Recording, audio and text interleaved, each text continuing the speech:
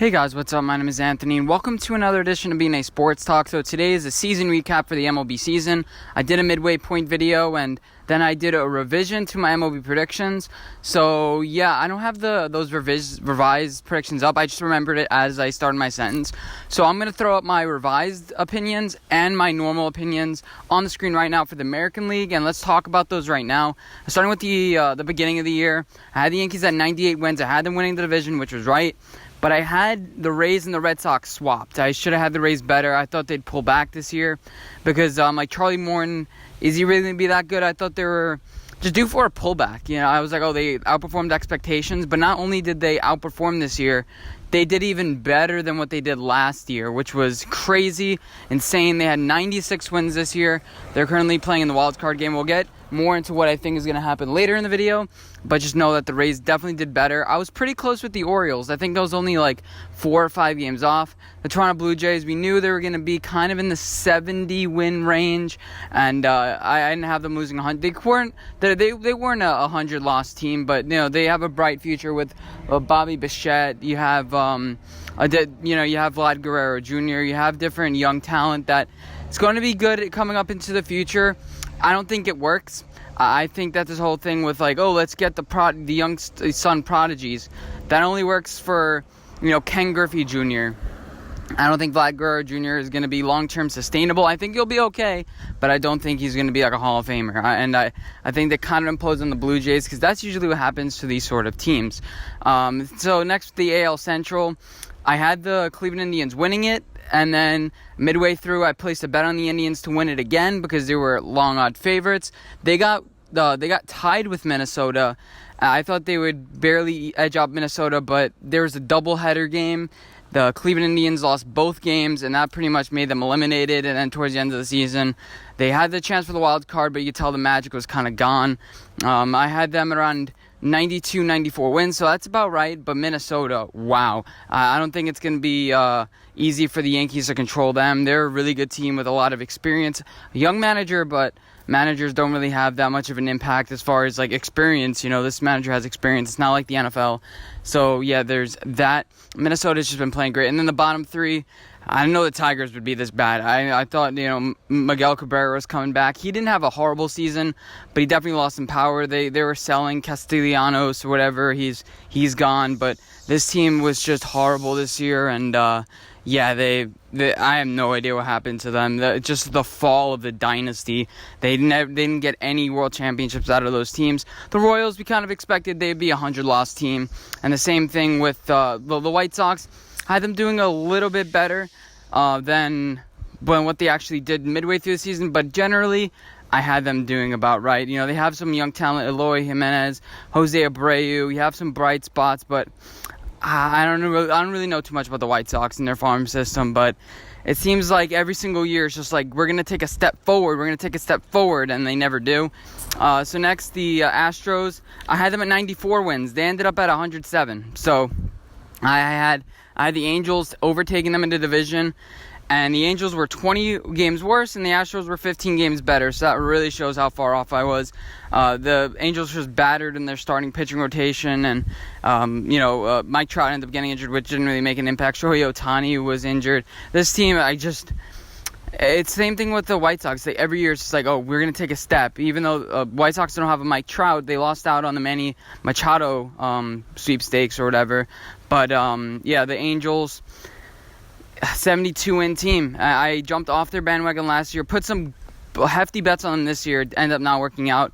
The Oakland A's, they exceeded my expectations. I had them at around an upper 80-win team. They almost won 100 again this year. They're crazy. They're insane. It's one of those teams. It's just every year, you see these in every single sport. There's that one team that's just like that's the poorest team, but they just make it work every single year, no matter what they have. You're like, oh, this team's gonna suck, and then it's just like, oh wait, they don't. Kind of like, I guess, the Seattle Seahawks in football. That's like my best analogy that I can think off the top of my head. And finally, the Seattle Mariners. We knew what they were. They had strong start to the season. You had that Ichiro kind of ceremonial thing, but we knew who they were. They got rid of their aces like Paxton. You brought in a guy. They traded a lot with the Yankees this year. I feel like we just toyed around with the Mariners. We kind of just abused them with what we did. And yeah, the Mariners aren't too good of a team. Next, I had the in the National League. Let's just briefly go over it. I don't feel like explaining the entire thing. I was wrong about the Braves. I thought they'd take a big step back this year. I thought, they're going to regress and they're going to be a 74-win team. Wow, was I wrong. They won 25 more games than that. The Phillies, big disappointment, but I had this division really, really tight at the upper 80s wins on the top. The Mets were about right where I finished. I picked them, and it's hard to explain because I don't have the graphics in front of me. I should really do this with the graphics in front of me, but you can see the comparison to my new and old predictions. The Mets I was kind of down on, but they ended up exceeding expectations in the second half, which is good. The San Francisco Giants surged a little bit. The Colorado Rockies I thought would be in the mid-80s because they signed Nolan Arenado. He still had Charlie Blackmon, whatever. And their pitching just struggled. It wasn't really that much of their hitting. It's just their pitching was awful. They were like one of the worst pitching rotations in the league. But I thought their hitting would be able to make up for it, kind of a 1-1. But the Cincinnati Reds were like the same thing, but except their pitching was amazing. They made a move with Trevor Bauer. I actually placed a bet on them to win the division towards the end of the season because I thought the moves that they made kind of would light a spark. But that ended up not happening. I had the Cardinals winning the division, which I was right about. I had 2 out of the 3 division winners right. I actually had the Dodgers winning it, but they obviously exceeded expectations too. You had that amazing year by Cody Bellinger. Kind of struggled towards the end of the season, but Ryu really established himself as a top 5 pitcher. Walker Buehler took another step forward, and Clayton Kershaw did what he had to do. And the Arizona Diamondbacks, I thought they would stink, but Ketel Marte, his WAR is probably like 25. I don't care what you want to say about a 7.2 WAR. If he didn't play for this team, they'd have that many wins.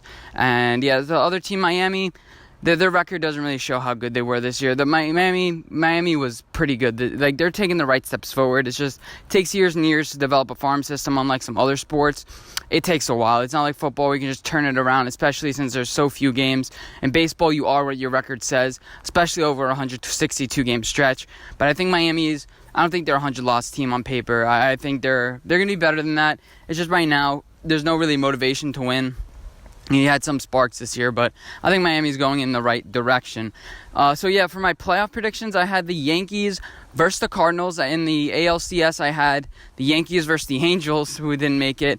But in the NL, I had the Cardinals, I think, versus the Los Angeles Dodgers. So that was fairly accurate, I would say. So yeah, so this year, my predictions, the moment you've been waiting for. I probably have a timestamp so you can skip to this point of the video. What I think is going to happen, it's going to be brief.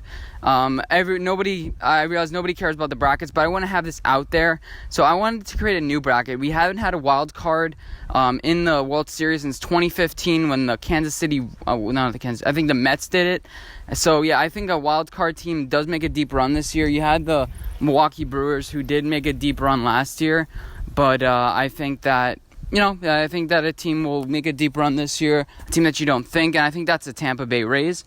I think they win the wild card game because they have a better starting pitcher. Oakland A's lose out 2 years in a row. It's kind of, even though they're at home. Tampa then plays the Houston Astros, who they beat to get to the ALCS. I'm kind of jumping all around here. I think that the Astros win in 5 games, and it's going to be like, oh shit, everyone's going to be hyping up the Astros-Yankees, and it's going to be one of those things which just doesn't happen. And then Yankees end up being the Twins in 5 games. I think this is a series that is going to be pretty intense. So obviously have my bracket up here. You guys know all my picks already. Then I have the Yankees making it to the World Series in 6 games because we pretty much owned the Tampa Bay Rays this year. And I don't think it's going to be any different. But the battle of the AL East is that. Then in the National League, I have the Washington Nationals beating the Brewers. I think this is pretty obvious. You're going to have Steven Strasburg. You're going to have Max Scherzer on the mound. He's been struggling as of late, but I still think he handles it. He's an experienced guy, and I think that the Milwaukee Brewers just don't have the bats. And then Washington plays the Dodgers. I think Washington doesn't start off on the right foot. And the Dodgers win the first 2 games, and the Washington Nationals can't quite get it. They lose in 4, or the Dodgers win in 4, depending on which way you want to look at it. And then finally, the Cardinals versus the Braves. I think the Braves are just a better, well-versed, rounded team. Even though Cardinals were my original pick, I'm jumping off the bandwagon. May regret that, but I'm jumping off the bandwagon for now, and I'm picking the Braves. I just think that their starting pitchers are good enough. Their bullpen is good enough. I think they made the right moves at the All-Star break, and they're going to catch lightning in a bottle and make it all the way almost. I can't quite pick them for the World Series. I think it's going to be one of those things. The Patriots made 3 Super Bowls in a row. I didn't think they'd be able to do it. I think the Dodgers make it to 3 World Series in a row, but I'm so close to picking Atlanta. You have no idea. I just don't quite trust their starting pitching. So Yankees versus Dodgers. I have the Dodgers losing in 6 to the Yankees. MVP Gary Sanchez. The Sanchino comes back from injury, as all Yankee players have this year, and they win. Hope you guys did enjoy this video. Let me know what your predictions are in the comment section down below. Hopefully it didn't drag out too long. I mean, half the time I don't want to explain the graphics. But yeah, as far as my MVPs and my Cy Youngs, you guys are probably not going to listen to this part of the video, but I was almost right about Max Scherzer. I was right about Justin Verlander for the Cy Youngs in both leagues. I think Mike Trout's going to win the MVP, but I think you can get a good vote for Alex Bregman. As far as the NL MVP, I said Paul Goldschmidt. He really had a fallback year, but I think you have to give it to Christian Yelich. He only missed a couple of games, and I don't think that should count against him. He had a historic season, so I think he's going to win it 2 years in a row. And as far as Coach of the Year, the Minnesota coach, I always forget his name. And then in the National League, I don't know, whoever you want to give it to. I haven't really thought about this. This is the first time I'm really thinking about it. Maybe the Brewers coach, how they really did follow up last year with another good year, kind of like what the Tampa Bay Rays did. And I think Tampa Bay Rays are going to make a run this year like the Brewers did last year and lose in the ALCS. But anyway, hope you guys enjoyed this video. Again, let me know your predictions, and I'll see you in my next one. Bye, guys.